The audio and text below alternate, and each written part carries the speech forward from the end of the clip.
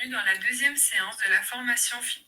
Cette séance va vous amener à vous interroger sur votre degré de connaissance sur des notions comme le sexe, le genre et les stéréotypes afin de vous permettre de dépasser l'approche binaire femme-homme pour aller vers une approche intersectionnelle. Nous vous proposons de commencer par une question très importante pour construire votre positionnement sur des bases solides. Quelle différence faites-vous entre sexe et genre ? Nous vous proposons deux définitions extraites des référentiels de l'Organisation mondiale de la santé.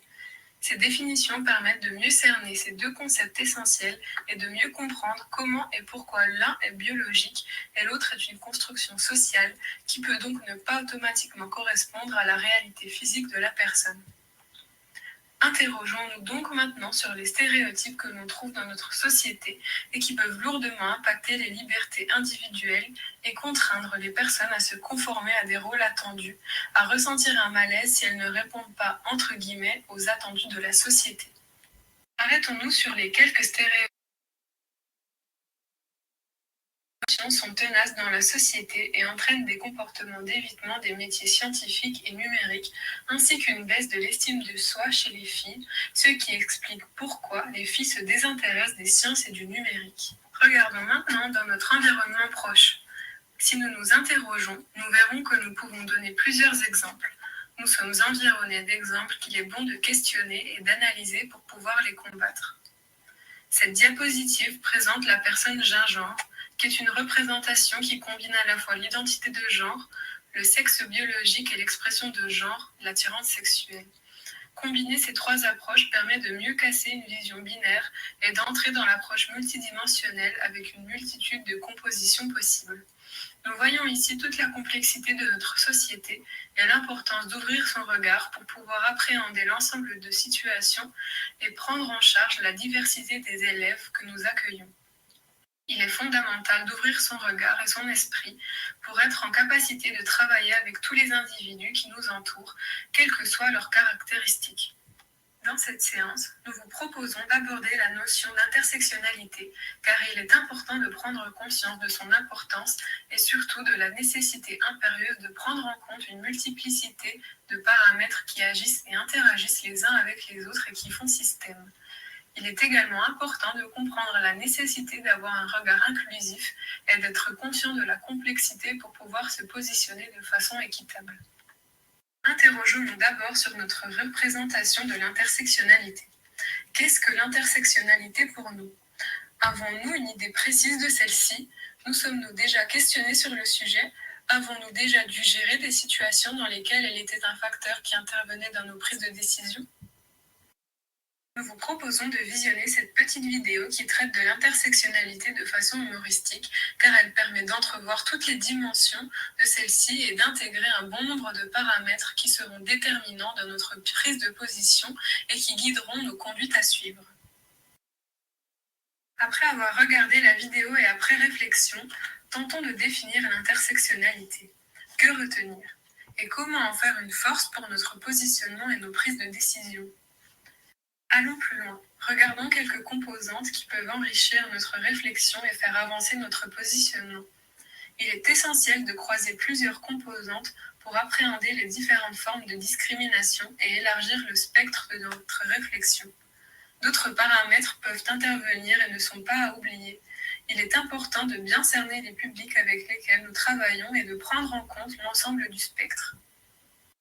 À présent, nous allons nous concentrer sur l'intersectionnalité dans le contexte éducatif. Adopter une approche intersectionnelle en milieu scolaire signifie trois choses. Premièrement, cela veut dire savoir identifier les stéréotypes et les inégalités liées au genre, à l'origine, à l'orientation sexuelle, au handicap, à la classe sociale et à leurs intersections ou effets cumulatifs. Cela signifie adopter une approche réflexive par rapport à son positionnement d'enseignant, c'est-à-dire vivre la classe comme une communauté miniature dans laquelle il est primordial de travailler l'inclusion et la reconnaissance des différences. Adopter une approche intersectionnelle veut aussi dire qu'il est nécessaire de repenser la préparation de ses cours, l'évaluation, la communication, l'orientation des élèves.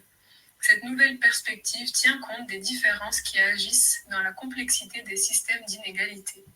Selon vous, en prenant en compte l'approche intersectionnelle, Quels seraient les critères de différence au-delà du genre qui pourraient avoir un impact sur l'apprentissage dans les matières STEM? Voici exposés quelques facteurs qui causent des inégalités dans les matières STEM. Tout d'abord, il y a des facteurs au niveau individuel. Les stéréotypes de genre influent sur la confiance en soi.